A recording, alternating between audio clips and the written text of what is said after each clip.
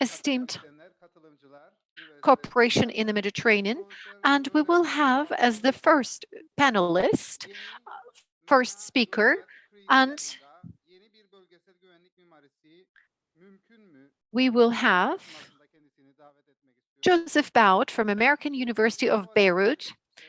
He will be talking about, is a new regional security architecture possible in the new MENA-Euromed arc of crisis?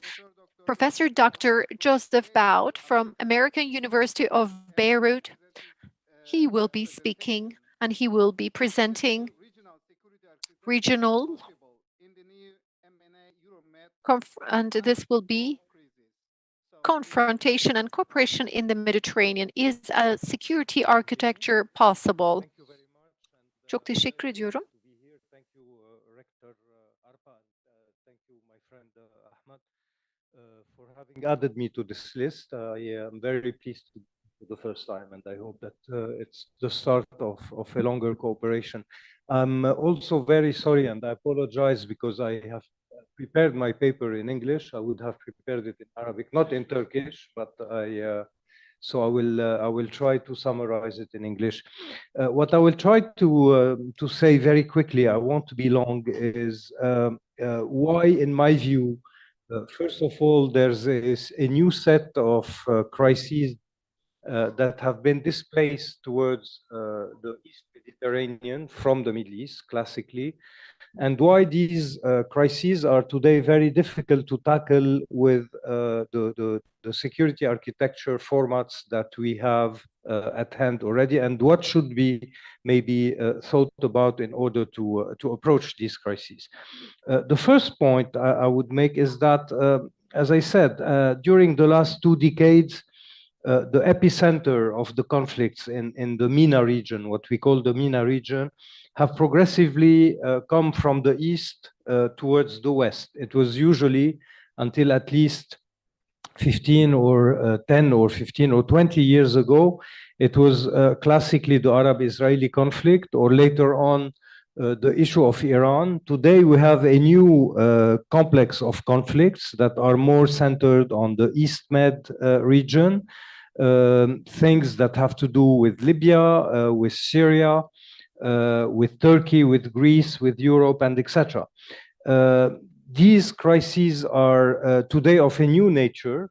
They are much more geo-economical than they are political in nature, mainly centered around the issue of gas, but also they have a very strong ideological, or I would say cultural undertone, with especially the issue of political Islam, like, for example, the struggle between certain Gulf states and other countries in the region, like in Libya, in Syria, and elsewhere. Also, what we can say is that a big part of today's new conflicts in this set in this new arena are also conflicts, or at least problems, that are remaining or that have in a way festered after the cycle of the Arab revolutions and the big questions that were raised by these Arab revolutions and that were not answered by the political systems since then. And I'll come back to that in a moment. Now, the second point which is also important to note and to observe is that within these new crises, we have the rise to pretension or to preeminence of new regional superpowers, I would say. I mean, new regional powers that are claiming to become global powers, at least for some of them, but powers that are, in fact, newcomers to the scene of the big powers confrontations. Like, for example, China, if we take an example from outside the region, or within the region, countries or powers like Turkey, like certain Gulf states, and of course, traditionally like Israel.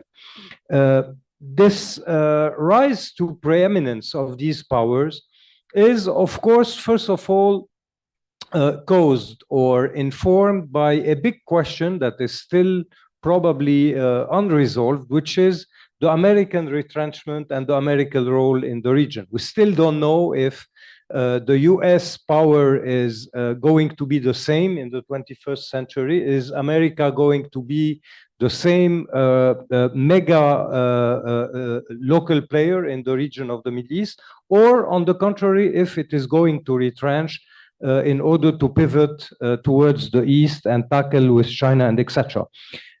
So we have a gradual, let's say, retrenchment, American retrenchment from the region, but no other global power is really able to fill the vacuum that is left by the American power.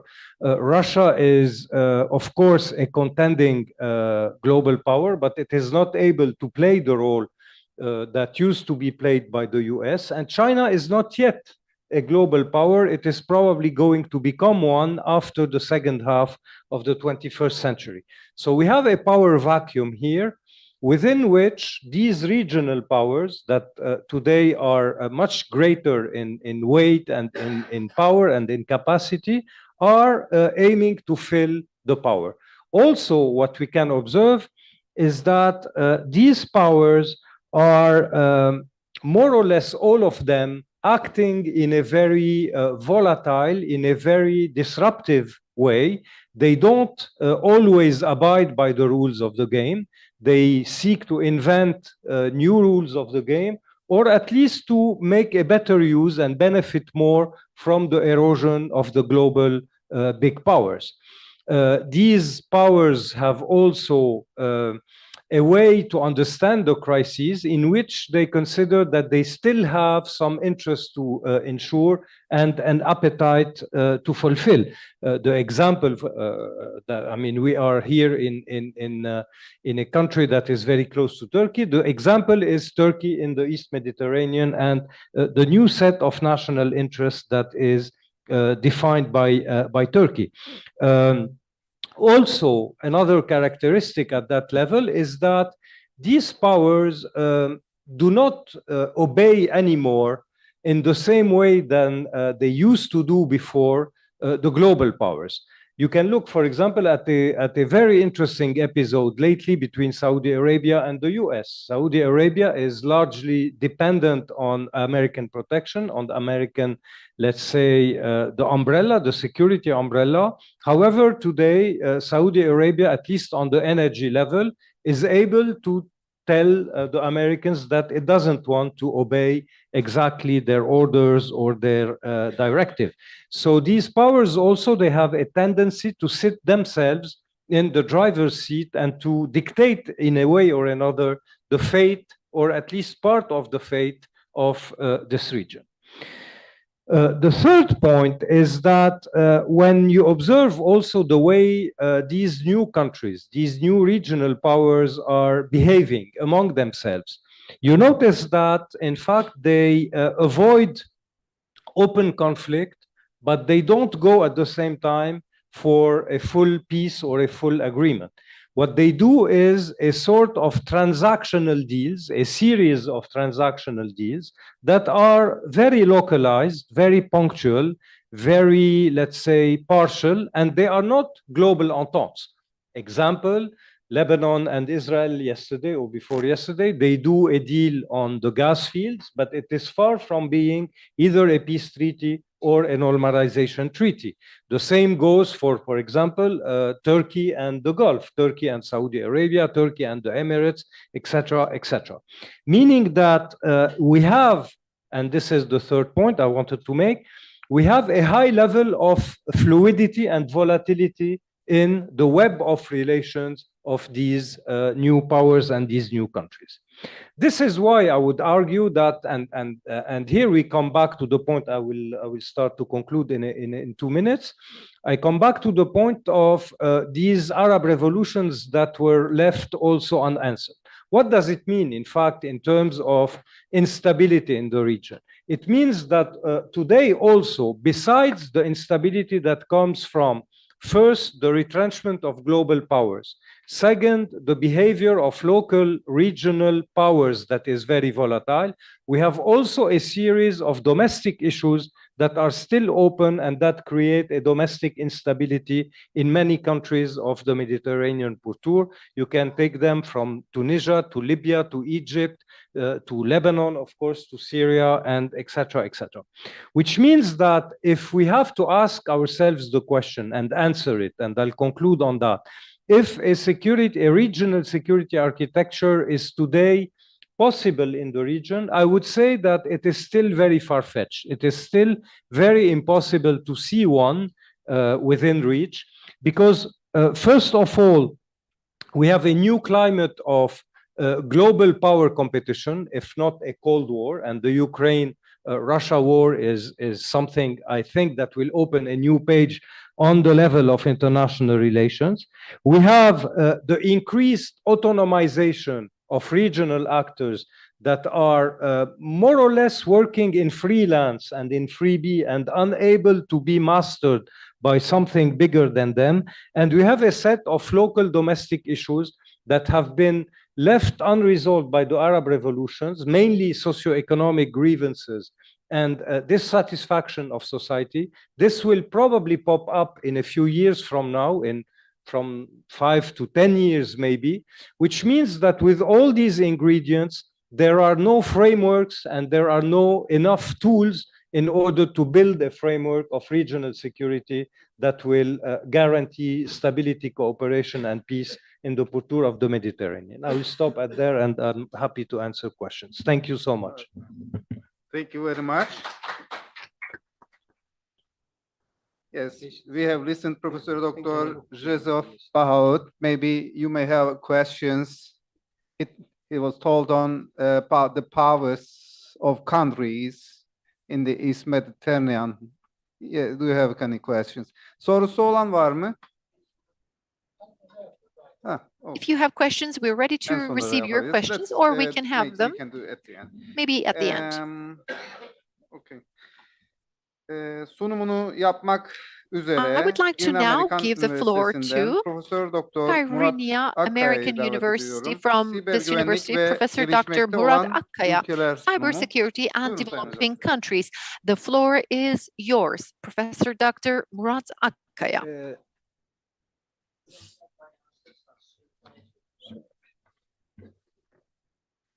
Sayın Rektörüm, Esteemed Rector, Sayın Zeki Hocam, nazik davetleriniz için esteemed çok teşekkür ederim. Bu Professor imkanı Zeki, verdiğiniz thank için. you so much for giving me Aslında this ben sunumu sizinle de konuştuğum gibi İngilizce opportunity. olarak I hazırlamıştım have ama prepared my presentation in Türkçe olarak English, devam edeceğim but I ama would like to sunum continue İngilizce şu anda in yansıt Turkish. herhalde. But I think you have my Actually, I presentation have in prepared my English.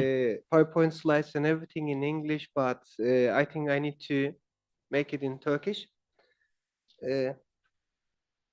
Tabii Sayın hocalar, bundan sonraki hocaların, bundan önceki The hocalarım previous faculty güvenlikten members and bahsettiler, speakers have mentioned about çok security, değerli bilgiler and verdiler. they have Fakat shared with ben us güvenliğin great farklı bir boyutundan security. And I burada would like bahsetmek to istiyorum. mention Siber about tarafından another dimension, ki which is son yıllarda cybersecurity. oldukça We önem have been kazanan bir living in konu an bu. interconnected world through information communication technologies, which is the ICT. And there are some results. If we have time, I would like to share them with you. The results, I would like to share them with you. If we may focus on how developed they are. For instance, there is this industrial index, and there's this advancement of individuals. So countries are lined up from advanced to less advanced. Some of the problems suffered here are underdeveloped or undeveloped or emerging countries. Among these countries, we have the weaknesses in the health issues, governance related, and complexities, and lack of security, and there's the population growth and cybercrime. And there is the cybercrime as well, and this is on the rise in terms of the amount. Once we speak of cybersecurity, all the systems, apart from the other systems, are more and more technology-based, and the blockchains, and these are all based on, and developed on technologies. And preservation of this and protection of this really mean a lot. And many defense sector also are operational only on cyber platform and with the cybersecurity as well.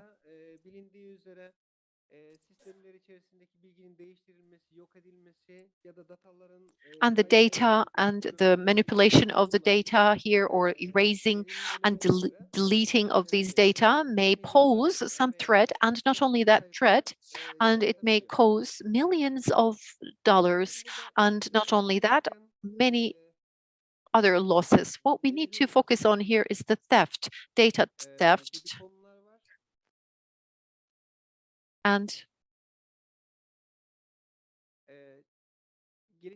so cybersecurity is a quite new and promoted term for the developing states and countries, and creation of national cyber, and they can be exposed to the cyber attacks.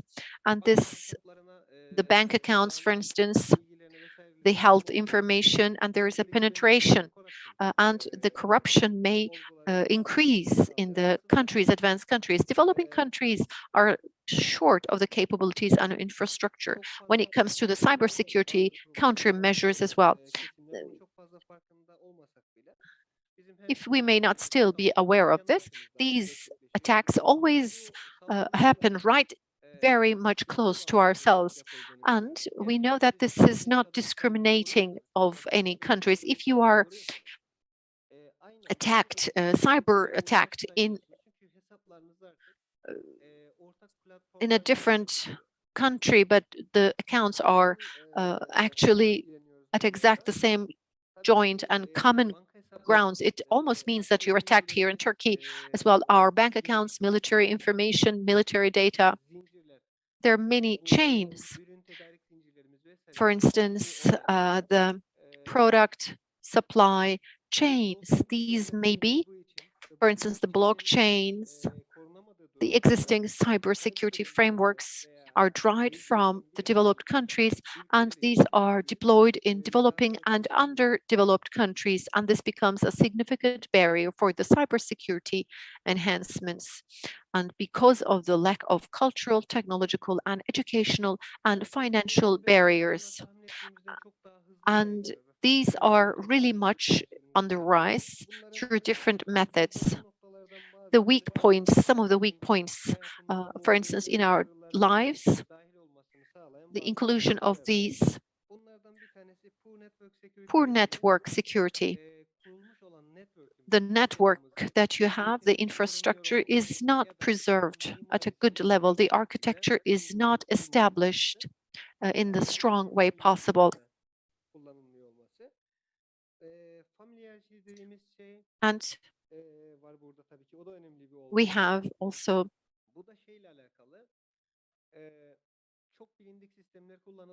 familiarization. If it is too familiar system that's used, then these are all open to the attacks by the hackers. It's already known by the hackers. There is a loss of data that happens very soon. Poor password management is quite a simple one, and these are all about cyber attack. And also there is the software, and the most important part is the human being. And there is the social engineering, and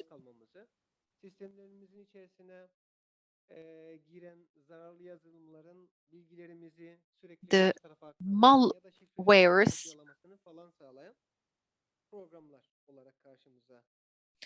and these are all programs, the harmful programs.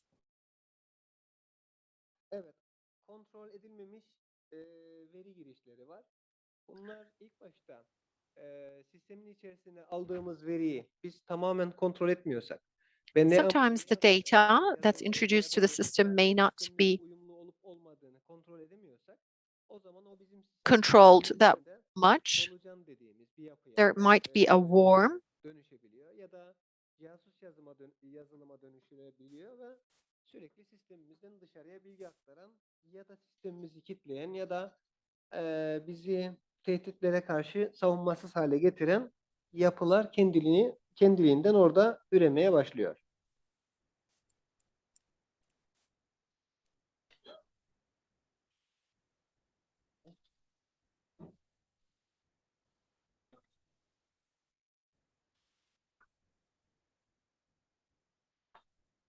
Evet, bizim bununla ilgili bir çalışmamız var. Bunu aslında çok fazla detaylarına giremiyorum burada ama I cannot quite go into the details of this research, this study about the national. We were focusing on a national security. This is the wall, security wall. ve Çin'in yapmış olduğu sisteme benzer bir sistemle çalışıyor. This is quite similar to what we have, and this is artificial intelligence based and taken into consideration the anomalies, the abnormal things. Problem olabilme ihtimali olmasına karşı datayı durdurabiliyor ve gri bölge dediğimiz, siyahtan önce gri bölge dediğimiz tehlikeli bölge içerisine atıyor. Böyle bir çalışma üzerindeyiz. Onun sonuçlarını da en kısa zamanda kısmetse paylaşırız sizlerle. And we would be happy to share these details with you.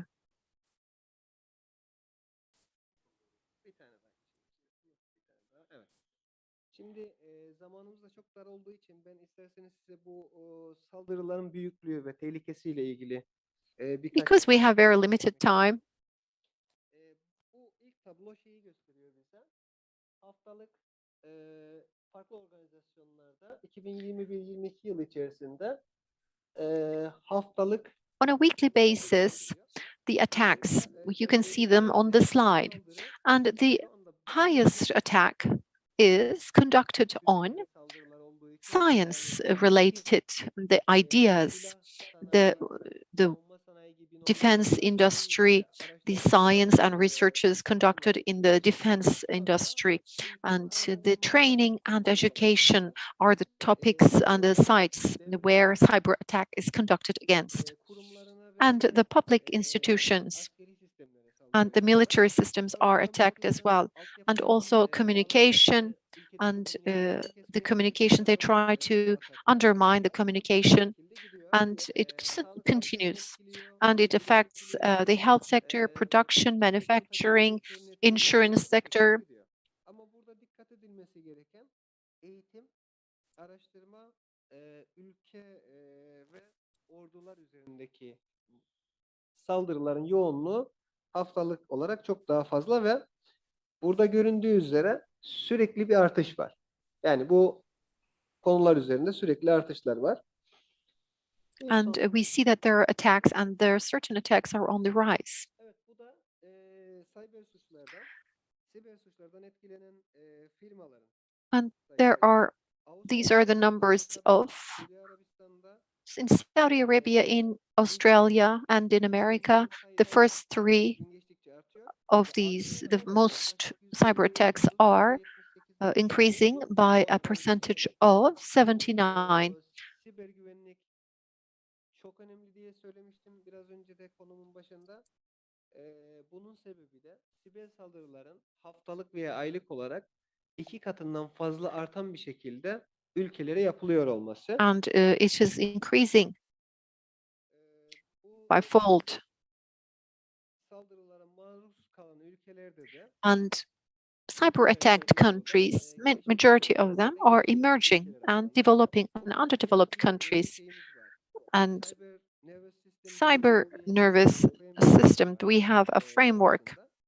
Bu şunu kapsıyor. Bütün ülkelerin kendi elindeki olanakları ya da kendi elindeki savunma sistemlerini bir şekilde birleştirerek bütün dünyanın ortak kullanacağı, bütün dünyanın ortak veya bazı ülkelerin birleşmiş And maybe joint to be used, joint cyber security platform is to be established. herhangi bir ülkeye yapılan bir saldırı ya daha sonra farklı ülkeye dönüyor ya da o ülkeyi de bir şekilde etkiliyor. Onun için And ortak these common and joint studies are important because that particular attack could be geared and targeting the next country, or it probably will be. That's why joint and common efforts are valuable. And this isolation system and the principle of its operation is there is a nerve. Let's imagine it as a nerve system. It collects the data at any point, and if there is any duplication, if there is a duplication of data, if there's any repeat of the cyber attack, then it is recorded and it is prevented next time. Because once the countries are connected to one another, it certainly positively contributes to the prevention of the systems in the next countries. Thank you so much. I think I was having some difficulty in finding the correct slides. It's really difficult to find the Turkish equivalents of these, but I did my best. But thank you so much once again. Professor Dr. Murat AKKAYA, thank you so much. If you have questions, we will be ready to receive them. And now Professor Dr. Jamal Hashim Ahmed ALDHUWAIB from Iraq Anbar University. And he will be talking about the reasons for Turkey's presence in Libya.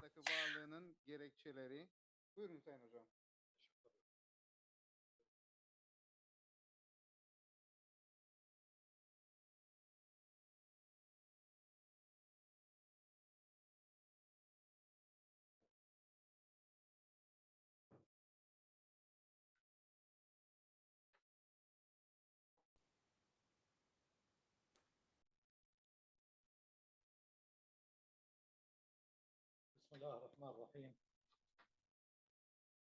الحمد لله رب العالمين والصلاة والسلام على سيدنا محمد وعلى آله وصحبه أجمعين. السادة الحضور بأسمائهم ومقاماتهم، السلام عليكم ورحمة الله وبركاته. في البداية لابد أن أتقدم بالشكر الجزيل إلى جامعة أنقرة للعلوم الاجتماعية وفي مقدمتهم الأستاذ الدكتور أنور إربة على دعوتهم الكريمة للمشاركة بالمؤتمر، وكذلك للجهات الراعية للمؤتمر مركز دراسات الشرق الأوسط أورسام ومنظمة التعاون الدولي تيكا، وإلى اللجان المنظمة للمؤتمر على إعدادهم الجيد. Başlangıçta Ankara Sosyal Bilimler Üniversitesi'nin I would like to extend my gratitude for the invitation sent to me by the Social Sciences University, and I would like to extend my gratitude to Orsam. And may God's prayers, may God's consent be upon yourselves. Thank you so much, Orsam and Tika, and I understand that my time will be even further limited.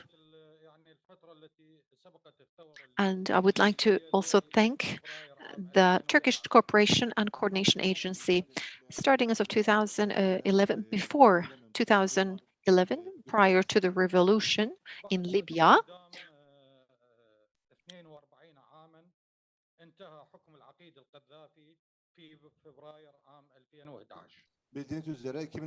As you know, in 2011, with the departure of Gaddafi, a new term has begun.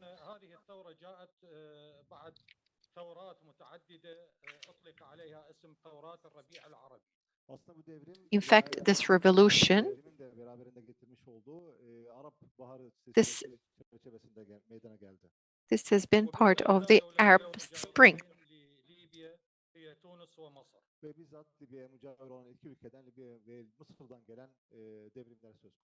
And there are other revolutions in Egypt as well.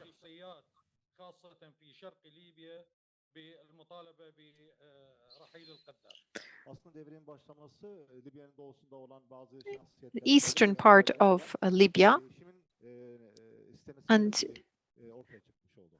طبعا دخل في هذه الفترة دخل حلف الناتو وبالذات الدول الأوروبية في ذلك الحلف بتسيير الثورة لصالحهم من خلال تدخلهم العسكري.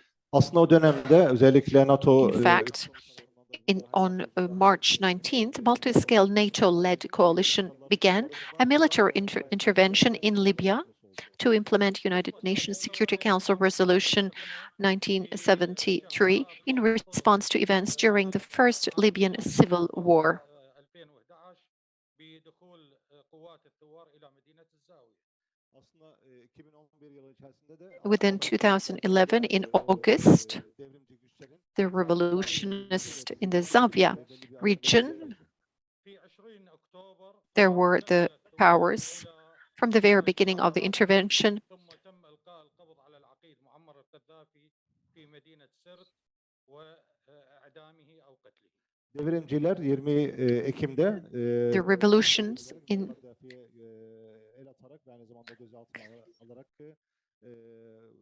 uzaklaştırılmış oldular. المرحلة التي عقبت الثورة كانت مرحلة فوضى وانتشار and they have Muammar Gaddafi was في ليبيا. removed. And after the revolution, and there was a chaos, and this was Libyan Arab Republic, and تركيا لم تتدخل في البداية وكانت رافضة لموقف أو التدخل العسكري لحلف الناتو في الأحداث الليبية.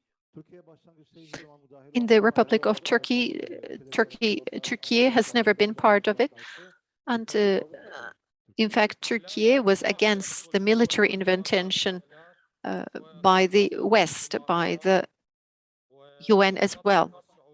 In the early 2011, a civil war broke out in the context of the wider Arab Spring, and the rebel Qatar and Saudi Arabia was also involved.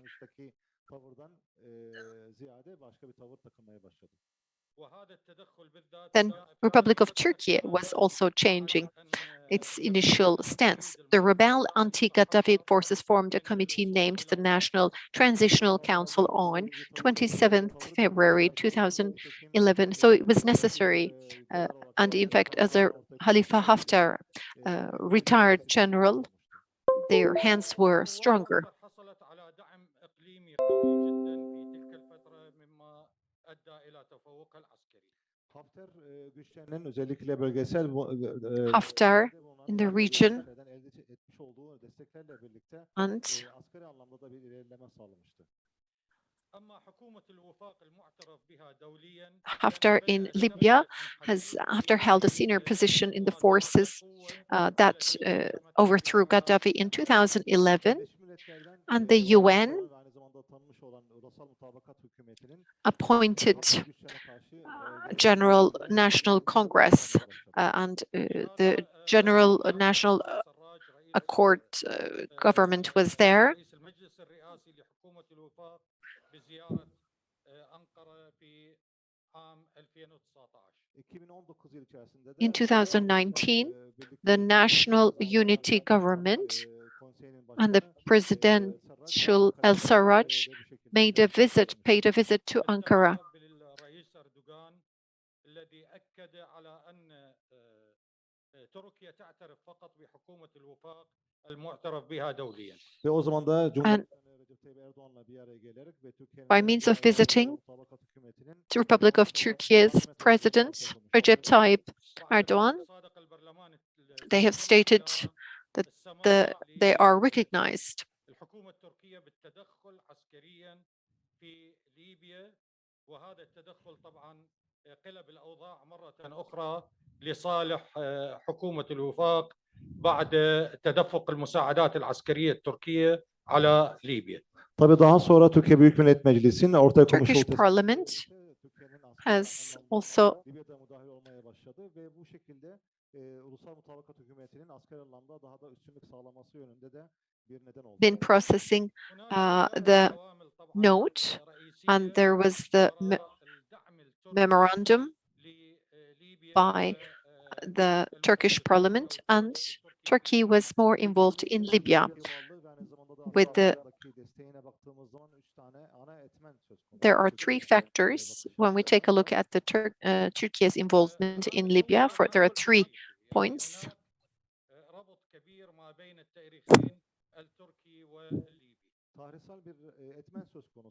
There is a historical point in terms of the Turkish public.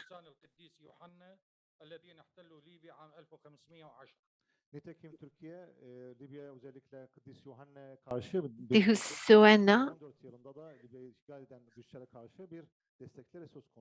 in 1500 also Turks also extended their helping hands, and in 1535 when Libya was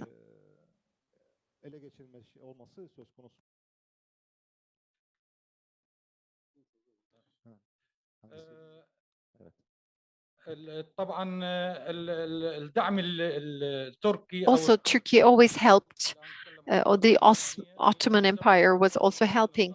Sultan Süleyman Kanun or the Magnificent Süleyman was extending helping hands both in 1500, 1535 and protecting Libya against Italy, and then an ambassador was appointed to Libya by the Magnificent Sultan Süleyman. And Tripoli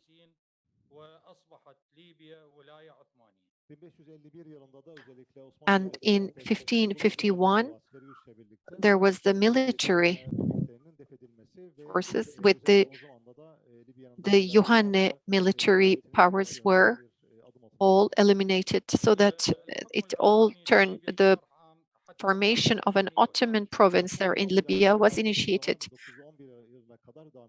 Till 1911 this continued.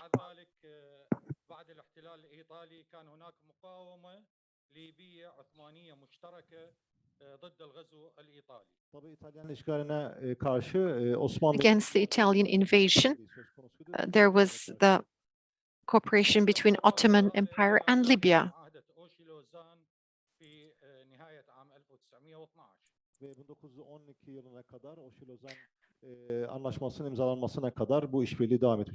This cooperation continued till 1912. Libya kendi istiklalini ve kendi bağımsızlığını kazanması yönünde Türkiye'nin özellikle Birinci Dünya ve İkinci Dünya Savaşı'ndan sonra Libya yardımı söz konusuydu. And Turkey has always been close in the world wars as well.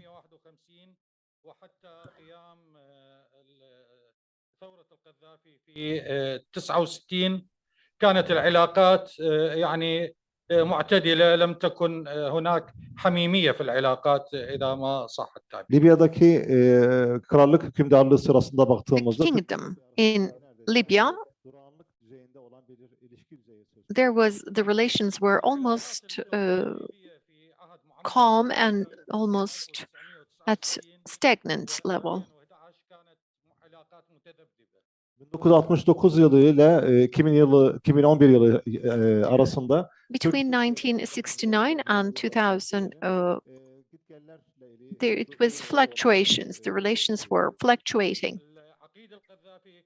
أو ليبيا كانت من الدول القليلة التي أيدت تركيا في عمليتها في قبرص عام 1974. Ve nitekim de diyebileceğimiz özellikle Türkiye'nin ortaya koymuş olduğu 1974 yılındaki Kıbrıs In harekatına 1974, peace operation by Republic of Turkey towards TRNC was welcomed by Libya. 1977 ile 1980 yılı arasında da baktığımızda aramızdaki ticaret ilişkilerinde neredeyse 4 katına çıkmış oldu Türkiye ile Libya arasında. Afterwards, in 1977 and afterwards, the trade relations between the two countries, Libya and Turkey, were always on the rise.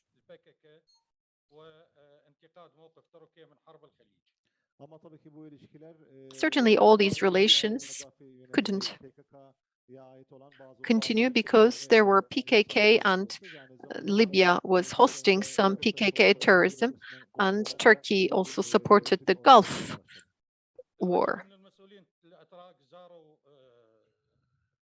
ليبيا من ضمنهم بولند أجويد عام 1979 اللي زار مدينة طرابلس. أيضا تركوت أوزال عندما كان رئيسا للوزراء وكذلك عندما أصبح رئيسا للجمهورية أيضا زار Türkiye. Türkiye yetkililerine baktığımız zaman Türkiye When it comes to the officials, Bülent Ecevit, the prime minister, in starting as of 1974, and during the presidentship of Turgut Özal, there were these visits paid. Türkiye'nin özellikle Libya'daki müdahalesine baktığımızda ana etmenlerden bir tanesi de ekonomik ihtiyaç. Economy becomes one of the reasons why Turkey and Libya are close, and Turkey's involvement also extending helping hand is also one of them.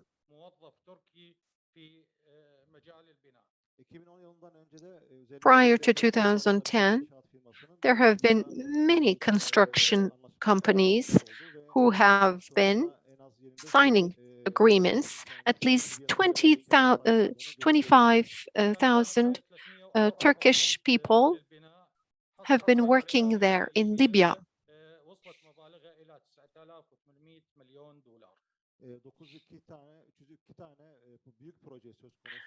The total number of projects is as high as 302 projects, and Turkish people have signed at least $1 million at least. Also in Libya, till 2013, $100 billion was the potential for investments.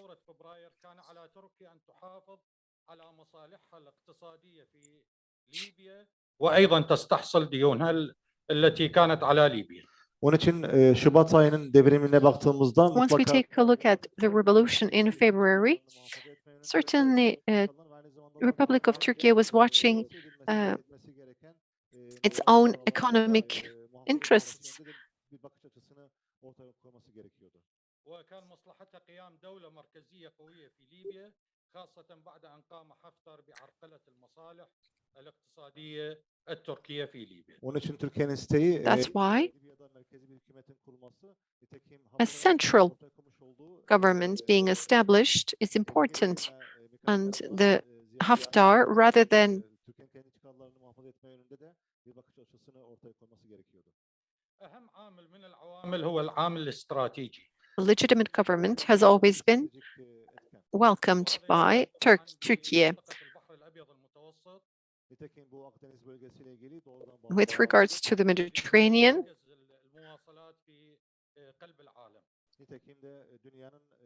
the maritime boundaries and the maritime relations, the memorandum of understanding between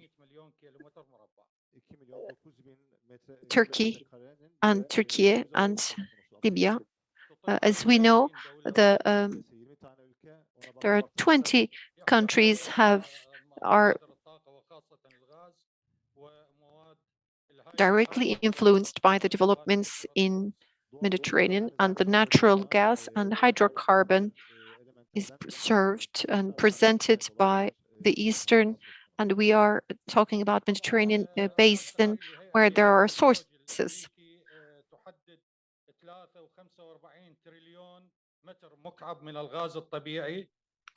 Tabii ABD'nin ulusal diyebileceğimiz tarama grupları söz konusu. Özellikle yer altındaki kaynaklara baktığımızda 4.3 şeklinde milyar dolarlık bir rezerv söz konusu doğalgazdan dolayı. 4.3 billion meter cube reserve of natural gas is there, and there's the reserve of high level of and high number of barrels of petroleum are also quite there, and 6 billion barrel of natural gas is also as a reserve here in Mediterranean. In terms of natural gas resources and around the island of Cyprus, there are many reserves as well.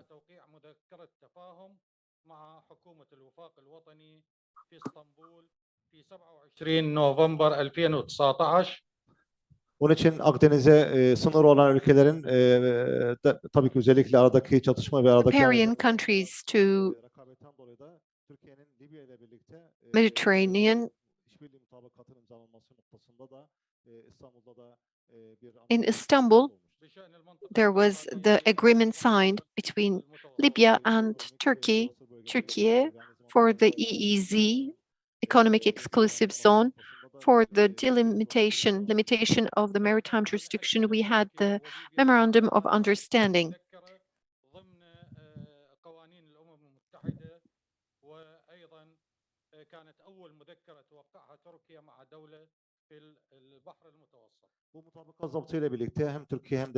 And with this Memorandum of Understanding,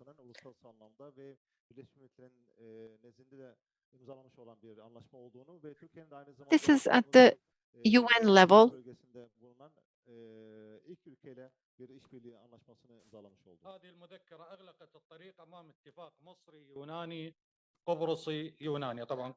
So this was the rapprochement that was achieved.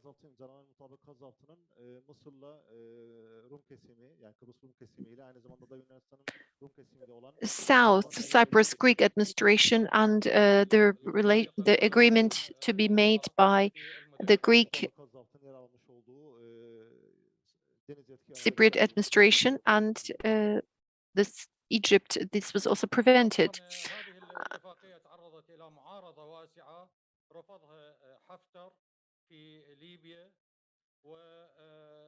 ذكر الناطق الرسمي باسمه أحمد المسماري بأنهم سوف يتصدوا بالقوة العسكرية ضد الاتفاقية. Tabii ki mutabakat zaptı özellikle Haftar güçleri tarafından Memorandum of Understanding ortaya konmuş oldu ve kendi askeri sözcüsünün ortaya konmuş olduğu demeçlere baktığımızda askeri anlamda once we take a look at the Haftar, they have stated that they would be opposing the Memorandum of Understanding between Libya and Turkey.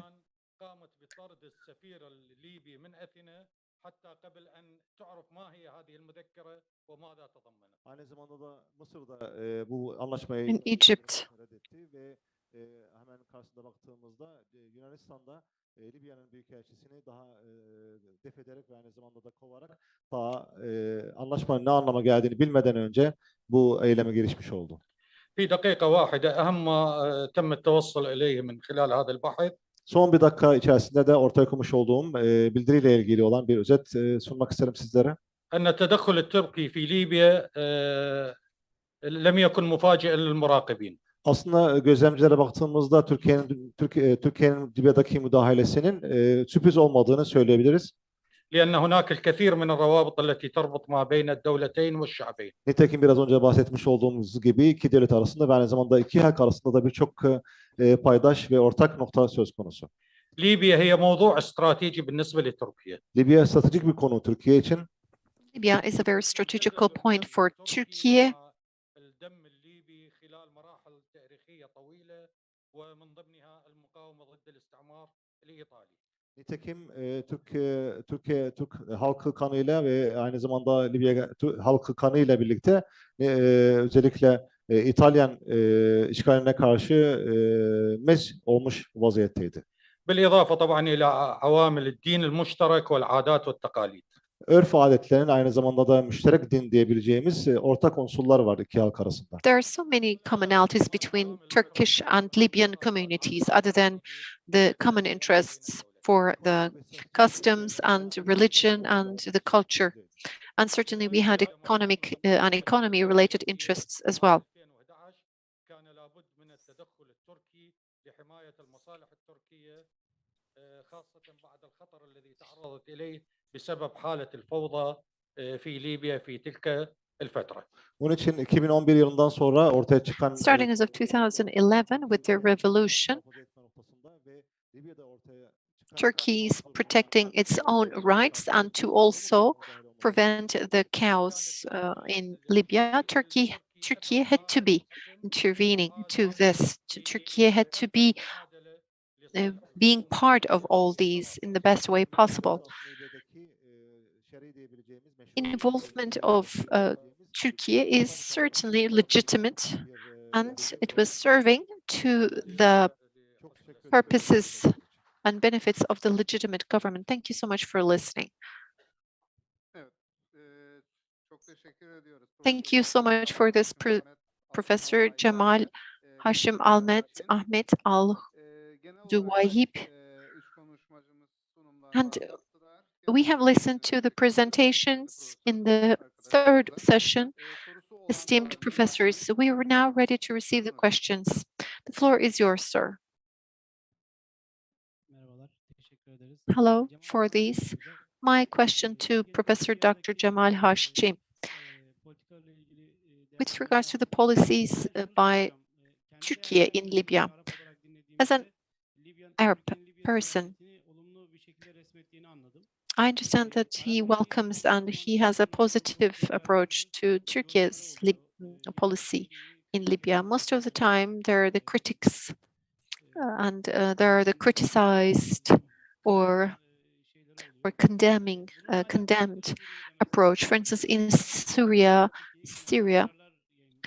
we know that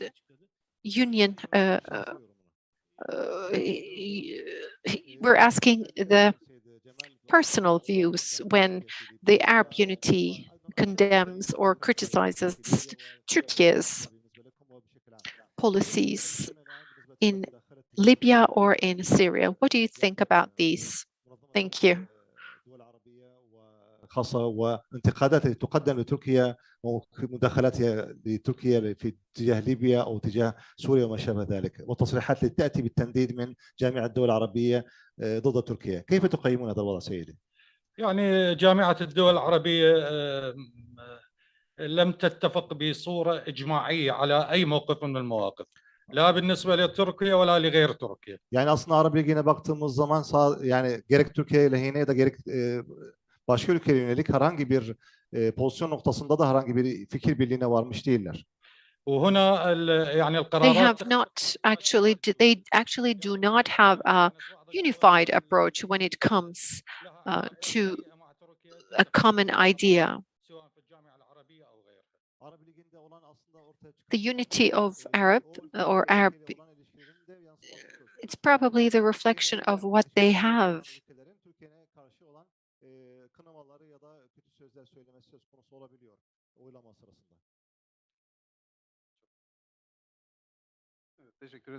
Thank you so much. Your question?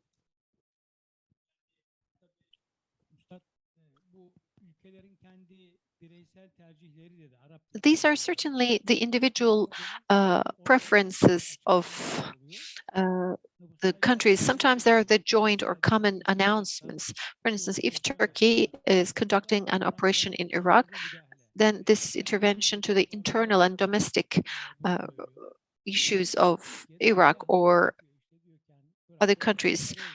Turkey then presents their own legitimate explanation. And it becomes, most of the time, because of the situation in Iraq. For instance, there might be the weakness by the governing bodies, or there may be a lack of authority in Syria. This regional cooperation, certainly the countries may have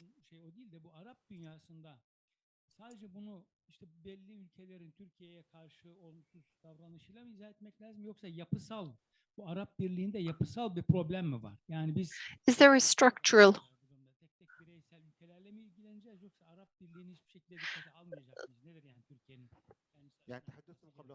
reference there, or are we going to take it into account, or are we not going to take it into account?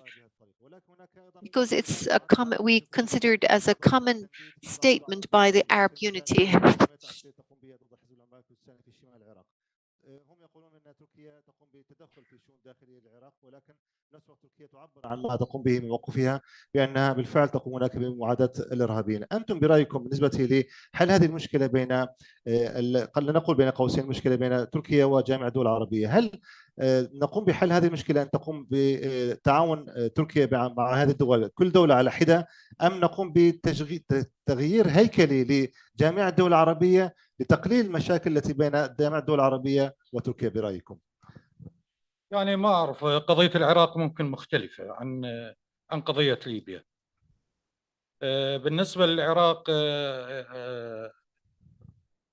موقف الحكومة مؤثر في هذه الحالة. يعني ليبيا، الحكومة الشرعية اللي كانت موجودة في ليبيا كانت مؤيدة إلى تركيا، وبالتالي القرارات طبعا تختلف هنا. بالنسبة للعراق، الحكومة العراقية لها موقف معين من القصف اللي يحدث دائما في شمال العراق، وبعضها يؤدي إلى ضحايا مدنيين مثل الحادث الأخير اللي حدث هناك. فبالتالي طبعا تركيا الآن إذا نشوف بعد أن تحسنت علاقاتها مع المملكة العربية السعودية ومع دولة الإمارات، اختلف الوضع عما كان عليه قبل أشهر. أتوقع في يعني مستقبل الأيام عندما تصدر قرارات من الجامعة العربية راح تكون أخف حدة من القرارات التي صدرت سابقا. والدليل القرار الأخير اللي صدر قبل كم يوم من جامعة الدول العربية دمج إيران مع تركيا. Yani sonra baktığımızda mesela Libya hükümetinin Türkiye hükümetine Libya government has this tendency to support the Turkish government. However, when it comes to Iraq government, the bombardment in Iraq maybe can be seen as such, but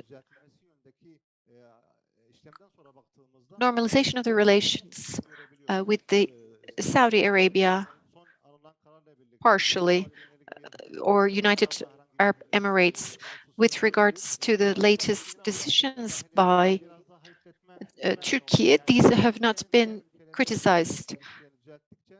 The more Turkey has better relations with many other countries, then this will diminish the criticisms, I think. Also, now we're giving an end to the session. Thank you so much.